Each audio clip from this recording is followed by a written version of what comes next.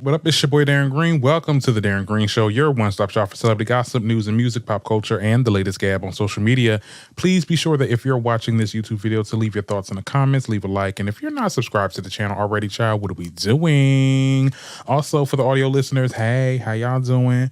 Be sure to give the podcast a rate and leave a review if you can, okay? But anyway, I was overloaded with a lot of topics this weekend. It's a lot to get into. I don't have much of a weekend report other than that I started my job and hey, definitely better. I don't want to speak too soon, right? Because it's only the first week, but I did shadow for a little bit and then I just really just got thrown into working, which I'm cool with. I love to be active. I love to do things and I just watch people because like I said in the last episode, it's like a weird thing to just watch people do work and stuff like that. So I was like a greeter in the front desk. I'm not going to say too much about the job because I want to keep this under a wrap, but definitely less strenuous than the job I had previously, Chad. Okay, so if it's like this, I'm gonna have a good time. This is a nice little day job. I work a lot earlier, so that means I get off earlier. So yeah, so I am happy that I'm here. Anyway, there really isn't nothing else to talk about my week. Like girl, I ain't do much other than work, but I will say there's a lot to get into as far as hot topics. We got to get into the whole Kendrick Lamar and Drake situation. Then we'll talk about how Stormy out here still exposing Ice Spice, child. Sukihana over there arguing with JT, and a whole lot more coming up on the Darren Green Show. Let's get into our first topic, which is none other than this beef between Drake and Kendrick. Okay, this is not over. Let's be very clear. And honestly, I'll take back everything I said on the last episode. If y'all keeping the energy like this, keep it going. Keep it going. Keep making them records, child, because y'all really gagging me. These dudes are rapping now. They are actually rapping, okay? And I really had to wait until next episode to really gather my thoughts, right? And I was on standby. But over the weekend, Drake dropped Family Matters, a clear diss towards Kendrick. And he also took aim at other artists like Rick Ross, Metro, Boomin, The Weeknd, all that. We'll get into those specifically in a bit. Because Metro talking, child. He over here on Twitter going all the way off, child. But we'll get into that a little bit later. Now, I'm not going to lie. Drake, he won some brownie points with Family Matters. He was clocking Kendrick's tea, basically calling him a hypocrite. That the fact that Kendrick would drag Drake for being mixed or only being with, I guess, non-black women or whatever, this, that, and the third. And you over here wanting to be Mr. Messiah while you over here dating and having kids with a biracial woman. And apparently, allegedly, according to Drake, you cheated on her with a white woman. I'm just like, and at the end of the day, like, people was looking at Kendrick sideways. I'm like, Kendrick, how could you speak when we're doing the same things? But it's okay because a white adjacent person is doing this. Here's the thing about Drake. I don't like Drake. Like I said in the last episode, I don't like the damn Canadian, to be honest. But at least he is who he is. We know that Drake is definitely for self. He is not for the culture. He is not for the people. He is not any of those things. He is for goddamn self and hopefully his kin. Kendrick prides himself on being this black messiah. Let's keep it a stack. And I'm not saying this takes away anything from what Kendrick has dropped because I have my opinions on his records and stuff like that. But it does come off like he's a little bit of a hypocrite as well. Not as well, but he's a little bit of a hypocrite because we cannot throw rocks in glass houses, child. Now, he also said in there somewhere that we don't never see your son because your son don't look like you. I'm touching my skin for the audio listeners. The son don't look like him. That's why he not keeping him around. And see, it'd be a lot of these black, air quotes, activists, okay? These social justice warriors that want to sit there and be like, oh, I'm for the cause, I'm for the cause. But then behind closed doors, you dating a white adjacent person, which is a mixed person. Now, here's the thing. That's his business. That's whatever. It still doesn't take away the contributions that Kendrick Lamar did for the community. Let's be very clear, way more than Drake did. But I thought that was funny that Drake clocked his tea right there. I also thought it was very creative to have this video. This is the car that I think Kendrick had on one of his album covers. Here's the thing. Kendrick got Drake activated, and I was ready for this because I didn't really care for that first diss that he came out like when he was coming for everybody, the 20v1 thing. But after Kendrick dropped Euphoria and then Drake dropped this, I'm like, oh, Drake is active. Okay, he's definitely felt some type of way about that song, and he's coming he doing what needs to be done, because this was a good song. I'm not gonna hold you. I see this song doing well on the charts. Now it's gonna be a battle, because Euphoria, they said, is predicted to be number 2 on the Billboard charts. That's what I heard. We don't know. But these two will figure out who wins according to Billboard. But some of the other stuff that Drake said in there, I was like, okay. Like what he said about The Weeknd, talking about, oh, they only play weekend music with the dudes that have a lot of pride. I'm not guessing, but he's talking about gay people here, like gay people listen to The Weeknd. My thing is, I thought it was a weird flex to bash somebody for having gay fans when, girl, 50% of the Aubrey's Angels is gay, DL, or both. Am I lying? Because I've been to plenty gay clubs, child. I never hear The Weeknd. I hear Drake music. I hear your whole discography when I'm in the clubs, child. Let's be, if we keeping it a whole book. Okay. That never made sense to me, child. And why we gay bashing? Because my thing is this, like, you ain't got the allegations too, Drake, girl. Get out of here. That line was so corny to me. Now, Metro, girl, Metro has been popping his gums. We'll digress a little bit on Metro for a second, and we'll go back to this beef at hand. But Metro definitely has been roasting Drake relentlessly on Twitter recently. Okay, first of all, it's a video of Drake calling Toronto slang ignorant, but you be using the Toronto slang all the time, girl. Anyway, we got some old embarrassing videos of Drake when he was younger, child. We got him hugging Birdman with the nail polish on. I'm like, and him looking real stunty cunty in this little cozy hoodie hit, girl. Metro Boomin has been come up, like, I guess because in Family Matters he said some slick shit about him, but like Metro, all this, and then with the BBL Drizzy showing a video of how these dudes be getting these little male BBLs, child. I think it's so funny. He also put out a beat called BBL Drizzy BPM 150. Girl, I'm gonna play you a little bit. Like, here's how it sound.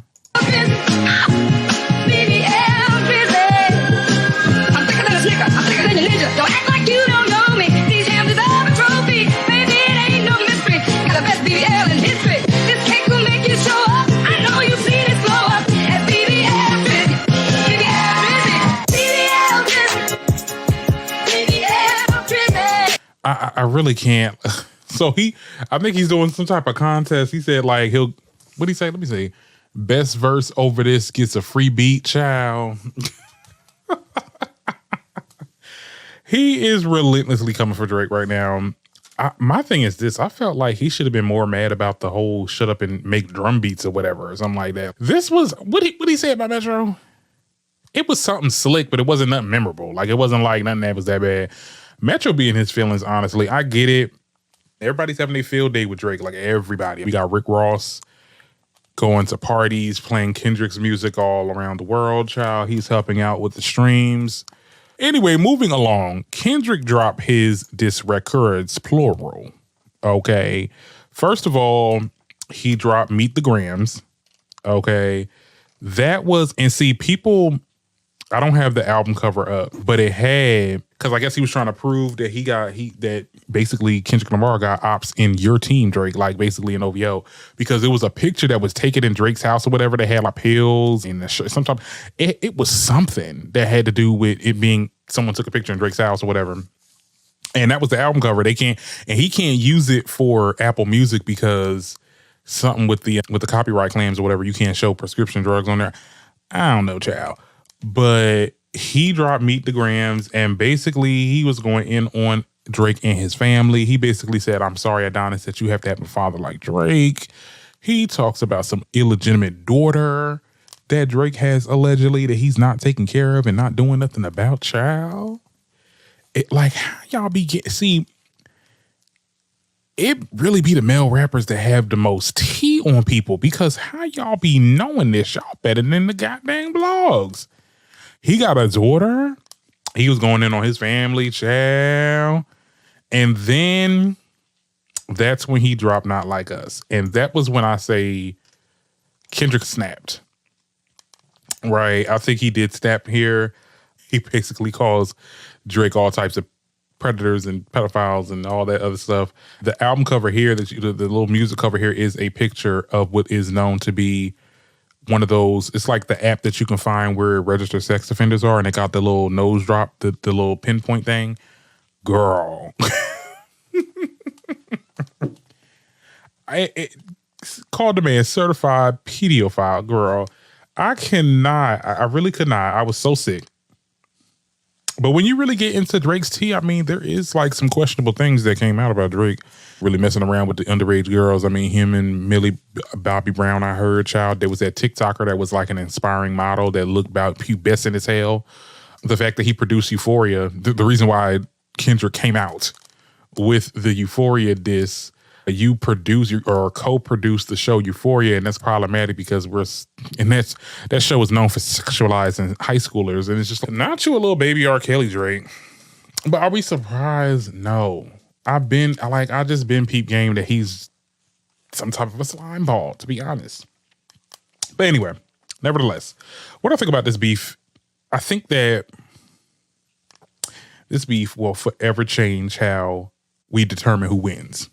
Okay, because I've seen many say that Kendrick won. I've seen many say Drake won. It's very subjective, but I also got to shout out my boy El Teddy, okay, because he was the one that pointed out like this is like very similar to the Nas versus Jay beef. From what I researched, Nas won with Ether in the terms of who had the better diss record, but Jay won in the long run on the court of public opinion because he was just a bigger artist. Jay moved up. He became who he is now, child, billionaire, whatever.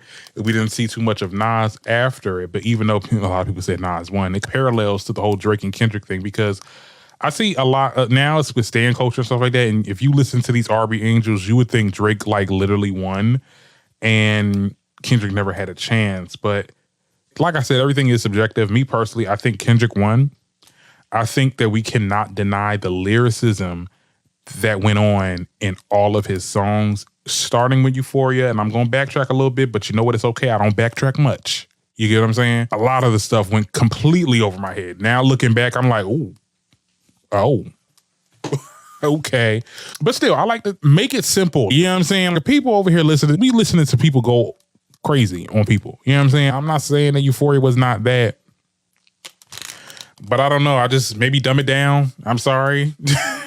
But looking back, Euphoria really did gather Drake, and it go out as his cap. It's probably going to go down in history as probably one of the best diss records for a long time. We haven't had a good one. A lot of the stuff completely went over our heads, and I'll just speak for me. A lot of it went over my head. Okay, but at the same time, I think Drake, he gets an E for effort because let's be clear, Family Matters. You can say that Kendrick Lamar won this beef, but you can also say Drake did his big one with Family Matters because he was gagging the folks. I love what he said about Rick Ross saying the child that Ozempic stuff to be making y'all jealous. I'm like, oh, child, not Rick Ross on Ozempic. But see, on that same album cover or song cover that Kendrick had, he had like, apparently this was a picture from Drake's house, like I said. He had an Ozempic thing in there. I'm like, okay, but y'all all using Ozempic. Like, y'all really be throwing rocks in glass houses. I cannot. But I thought that line about Rick Ross was funny as hell. Drake gets an E for effort. I don't think he won the rap battle, though. And I also think he needs to stop. Because I don't see Kendrick stopping anytime soon. And not for nothing, I think Drake will come out of this unscathed. His fan base will ensure that he maintains relevance, and his music will probably still be streamed a lot. He has a hive mind type of fans, similar to other fans, but we ain't gonna get into it. But they're gonna be on his side no matter what. So he's good. I think Kendrick is good too because he has a hive. I wouldn't say hot, but we gotta be honest. Because there was a lot of people that, like, a lot of K-Dot fans that was just like, oh yeah, y'all just sticking by Drake because y'all just meat riding this, that, and third. I'm like, y'all not doing the same thing with Kid-Out, though? I'm just saying, I'm just saying, child. I do think that Kendrick won. It's just my personal opinion. It's how I feel. Y'all will tell me what y'all think in the comments, child. I'm pretty sure I did a poll, child. Y'all already made y'all decision, child. But anyway, let's move on, honey.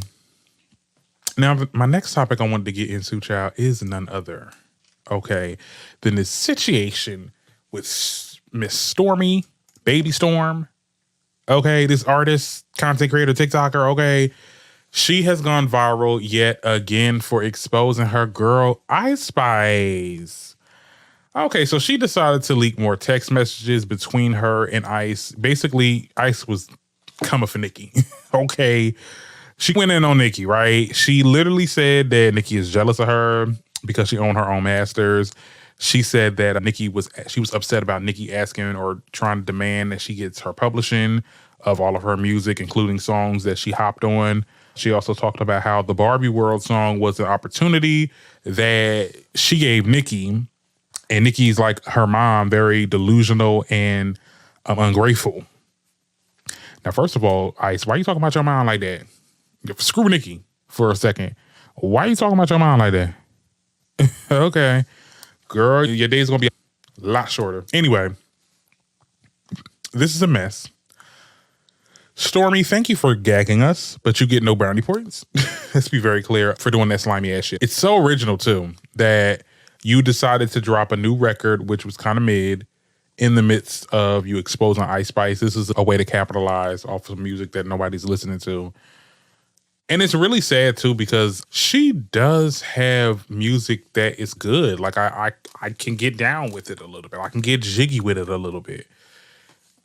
But like you take all that away because you're being messy and you're basically telling your friends business. And this is not just like regular degular business. You talking about this girl was venting to you about an A-list celebrity. At the end of the day, and people are going to sit there and say that, oh, I'm turning on Ice Spice or Ice Spice is fake, this, that, the third. Ice Spice was venting. Okay, don't act like none of y'all ever had a best friend.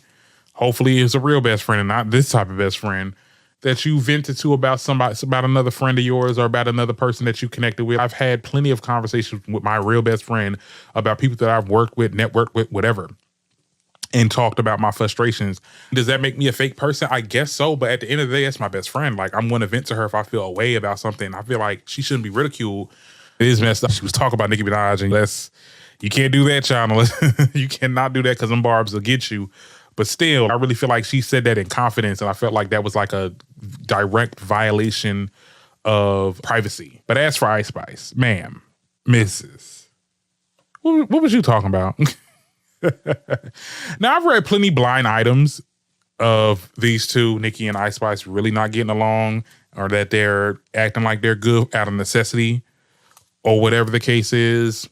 I know Armand Wiggins, shout out to the Armand Wiggins show. He basically was the one that dropped this exclusive that Ice Spice and Nicki don't get along and they had some type of argument on the set of Barbie World. So I already knew that the two kind of wasn't really vibing like that. Like they wasn't really vibing. But you got to watch who you talk crap about too. Like I felt like this should have been a conversation in person because at the end of the day, let me see your phone, turn the phone off, make sure it's not recording or anything like that. And we'll have this little event. But if you got to do that, is that really your friend? But still, I'm not talking that type of stuff on text messages. Okay. I don't even talk to nobody literally that has my number and we communicate. I text things that's like very simple. Like where you at, what you doing? Oh, okay, let's meet here. And then I eventually call. I don't text like that because I don't know if anybody's screenshotting, child, anybody say anything. Ice Spice is a little remedial. I ain't gonna hold you. She is a little remedial. Girl, this is not it. And for her to say that she brought the opportunity to Nicki, like the Barbie World thing, I don't believe that. And that's where in that part of the text message, I'm like, is this doctored or something? Because ain't no way in the world. You mean to tell me Barbie, Warner Brothers thought about having Ice Spice and Nicki was the afterthought? I don't believe that at all. I don't believe that at all. At all. Okay. That doesn't make any sense. They even said they pulled up with one of the producers over there. They said that no, Nicki was the first choice. It wasn't in response, but they said Nicki was very much essential. Like we had to have Nicki for this. Like you really thought that you was going to eat like even without Nicki, Ice Spice wouldn't have been able to carry that song. I'm sorry. She would not have been able to carry that. I don't know if any producers really like, or her people, or her team, whatever, management probably got in her head saying, oh yeah, you were the first choice. Because they say that to everybody that's coming up. But it's just, no, girl, you wasn't the first choice. Where did you even get that from? And to say that Nicki's ungrateful, girl, she gave you 2 collaborations. She co-signed you. Now, I understand the publishing. Let's be very clear. I don't trust this in the sweetest way, and I love Nicki. I don't trust working. If I was an artist, I'm not an artist, but I'm just saying I wouldn't trust another artist to really do that, to manage my publishing or anything like that, because I don't know what you're doing behind closed doors. This whole artist making their own labels, because that's what it sounds like. It sounds like Nicki was trying to get her to get on her label, because it seemed like Ice Spice owned her masters and it's independent. I don't know. Like I don't know if she's with somebody. This is where I need a guest co-host shot to fact check. But anyway, because if Nicki asks her for publishing, I'm like, girl, she trying to get you on her little heavy on that label, girl. Which in turn I understand if she probably is like, no, that's not happening, because she's saying that her managers or whatever is saying that Nicki is difficult and she doesn't want to talk to lawyers. Like, they're having internal problems, which then turn into a beef between the two of them. And that's what the original blind item was for. So now it's the fact that it's like coming to light now because of these text messages. I just find it very interesting. Yeah, I don't know. I'm glad Nicki didn't respond. She really, I thought she was definitely going to make her little tweet. She did not tweet at all. She actually tweeted the fact that FTCU has been on the Billboard Hot 100 for about 4 or 5 months. Shout out to her. Yeah, she's steering clear of this situation, child. She said, I don't care what none of y'all hoes talk about, what y'all getting into, child. Ain't got nothing to do with me. I know not to mess with you no more, though. Yeah, Ice Spice, you definitely got to watch who you be friends with, child. You ain't got no friends in the industry. And that's another thing, too. People saying, oh, this is why Nicki shouldn't work with nobody. That's why I don't like people trying to be friendly or cool with Nicki when they just using her. I don't think Nicki has any real female rapper friends. Like, none of the female rappers that she is associated with right now, they're not really her friends. And I would consider them like coworkers, okay? And in order to be a coworker of Nicki's, honey, you got to kiss some ass. And you really got to kiss that ass and the Nickelberries and all that. You got to do that. That's something that a lot of these girls are not able to do. Lotto wasn't able to do. Cardi wasn't able to do. And now Ice Spice, we're seeing she's not really able to do. I'm not doing that. I'm doing my own thing. And whoop whoop. Go ahead, girl. Go ahead, girl. They saying she breaking bridges or whatever. I'm like, we don't know what really went down between those two. And the fact that Ice Spice is like in public, even though she's not like, it's fake that she's like faking the fact that they're good or not. She hasn't said anything ill towards her. And every time she gets brought up, she has nothing but nice things to say. So I think that even if they have some problems behind the scenes, she's definitely saying, hey, it's nothing wrong. We're good or whatever. But I don't know, child. Y'all tell me what y'all think about that in the comments. We can definitely move on. I don't have much topics after this. But let me tell y'all something. Okay. I don't know what's going on with Sukihana and JT. Because they've been going back and forth on Twitter. Everybody beefing, but ain't nobody getting in the studio. Why are the dudes beating y'all to the goddamn punch if y'all don't get to this damn studio and start making these damn diss records? Anyway, I don't know. JT came out with a song. She came out with Okay. And in there, she had a line about making fun of the fact that somebody lost their tooth, their veneer, after eating some crab legs or something. I don't remember the line, but we did talk about it last episode. We all thought she was talking about Cardi. Everybody was definitely on board that she was definitely talking about Cardi. I don't know where that Sukihana thought she was talking about her, like she was a factor in any of this. But apparently Sukihana also, because Cardi showed the fact that she broke her veneer, but also Suki did before, I think a couple years back or something like that. So Suki gets on Twitter talking about oh yeah, I just want to know if you talk about me, JT, if you talk about me, this, that, and the third. JT was paying her dust. And I guess Suki was still tweeting at her or whatever. And then that's when JT came back. Girl, I'm not running down these tweets. Just know that they are going back and forth. Suki is threatening to get into the studio. JT is literally making fun of her. Like, girl, what in the hell? What? Girl, first of all, you know what? No, Suki did held her own kind of a little bit when her and Cupcake was beefing. That was a little interesting thing. I don't think JT is going to want to interact with her in that way. I think they're just going to go back and forth with these tweets until one of them stop. It's not going to get to a diss record. because I don't think JT wants to be. I'm pretty sure she wants to get into the rap beef, okay, but not with no Sukihana. Like, girl, who wants to remember the fact that you had a beef with Sukihana? Y'all had a whole rap beef, girl. That is bottom of the barrel, and I mean that in the nicest way. But she is definitely bottom of the barrel when it comes to the female rap game. Like, you are now deduced a Zeus character.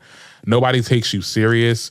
You go viral for dumb stuff. You put people's feet in your mouth. You eat and drink fecal matter. Let me not say fecal matter, child, but you was getting showered. You was getting golden showered though, so you was drinking that.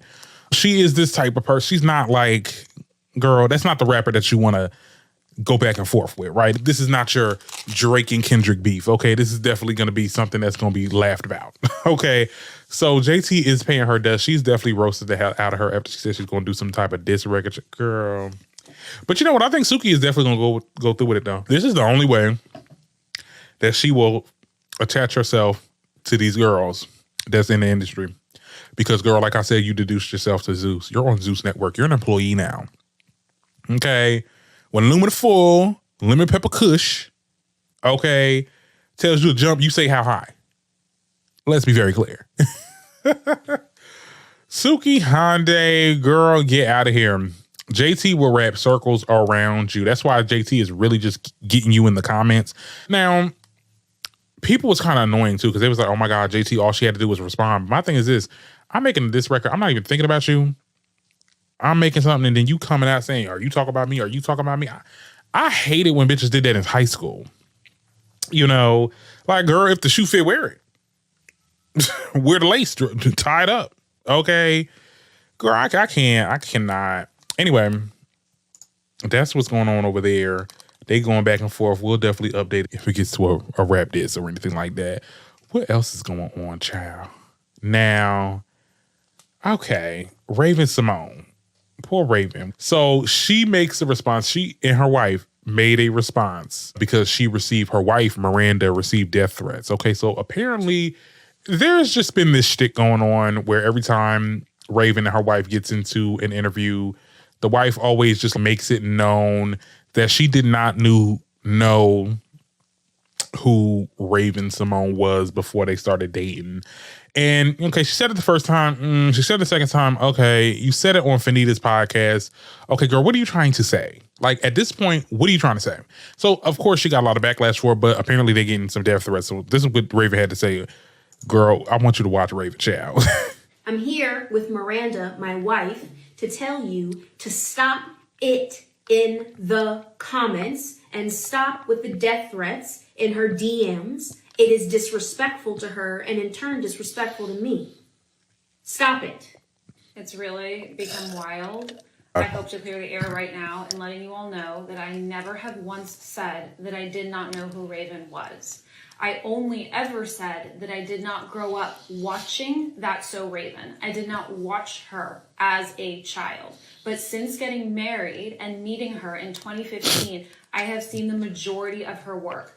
I've also been at a lot of this work. So backstage at The View, 25 words or less. The list goes on and on. I love That's So Raven. I think she should have won all the Emmys. I think my wife is endlessly talented. I support her beyond. She also just isn't Raven Simone to me. You guys, girl, if she not Raven Simone to you, who she is, she go by something else? Anyway, let's be clear. I think that death threats are very unnecessary. I cannot stand when we're getting into a conversation and there's a real big topic that's happening on social media and involves celebrities. Why do y'all always resort to death threats? I think that's so very weird. There's a lot of weird people out there, and it's not like they're really going to do it because it never gets to that point. Let me knock on wood because I don't want to see that happen. But y'all just be doing that just to be doing that shit. Like, it's just so immature, and it'd be people that ain't got no damn jobs, ain't got nothing else going with their life, worried about some damn celebrities. Make your little piece on it and then move the hell on. You ain't got to do no damn death threats if that is what's happening, child. I'm sorry, but just the way that Raven Simone was looking in this video, sorry to the audio listeners, girl, they said that girl looked like Benzino. Girl, what is going on? What are you doing, honey? This is not the serve. But no, I think that they're definitely valid in the fact that, hey, Now, her saying that I didn't say I didn't know her. I said that I didn't listen. You didn't say that, though. Let's be clear. You definitely said you didn't know her. You didn't say you didn't know her work. That's the difference. Knowing somebody's work implies that you did know of the person, but you just don't know what work they get into. No, you said you did not know her. You didn't know her. You said that multiple times. Okay, and that's what kind of pissed people off, and that's in turn why you probably got those death threats, which are not, is a good thing or something that should have happened to you. I don't know, child. Y'all tell me what y'all think about that. Anyway, what else we got going on? Girl, they got mad at Lil Nas X. They got mad because, he was in a music video recently. I think it's called Tennessee. And it features him. I think Kevin Abstract is the one that released it. And there's this video. He's on it and he has this white adjacent, because he could be mixed. I don't know. He do look a little mixed. That's playing kind of his love interest or whatever. And people are like, oh my God, see, this is the pipeline. All the black gay entertainers, they always date white, which is true and alarming.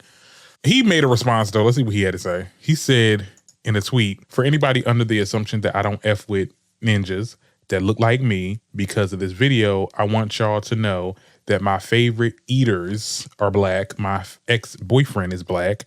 The man that I'm currently cheating on is black. And the ninja I'm effing tonight will be black, maybe. Love us for real. Girl, he's such a troll. But anyway, there's been this underlying conversations. Oh my God, like, who's Lil Nas X gonna get with? He gonna get with a white person because that's what. Girl, at the end of the day, he gonna pop up with that white man at the end. Like, y'all just need to brace yourselves. That's just what happens. There's a lot of black men in the entertainment industry that get like that. I'm not saying that it's a right thing or whatever, but I'm just saying don't be surprised. And this, like, you can side eye all you want, but it's just, girl, okay. Like, that's what he into. I don't know, child. I just didn't find this that much of a big deal. I think we really get bogged down on that conversation. And anyway, I just want to bring that up for a second. Is there anything else I want to talk about before I get out of here? And leave my girl Flo Milli alone. Okay? Because first of all, I don't know whose concert she was at. I want to say it was Gunna. But they're not saying who it is. But I want to say it's Gunna. Right? So Flo Milli's performing, and there's like people throwing stuff on stage, and we see a glimpse of the person that threw it, and it's like this white guy, and I'm just like, I don't know what's going on with that. I don't like that at all. It's just something very weird about that exchange. She's here to perform. Okay, you don't want to see her. Sit down and move on. That's so I think that is so disrespectful, and that's why I don't be caring when y'all get jumped behind closed doors by that stuff. Like, or that time where Cardi threw that damn microphone back at that girl. Like, yo, you do not throw stuff on stage. Like, y'all don't have no type of etiquette. And then we got people in the comments talking about something. Oh, she's being really unprofessional. I'm not gonna sit there and perform and let you keep throwing shit at me. I'll be like, all right, fine. Y'all can sit there and wait for the next act to come on. I'm still gonna get my check. I would have walked the hell out. Okay, let's be very clear. It's a free performance for me. Okay, I ain't had to worry about nothing. Y'all gonna put respect on Flo Milli name, period. Okay, let me put that bomb. Okay. But you heard, okay?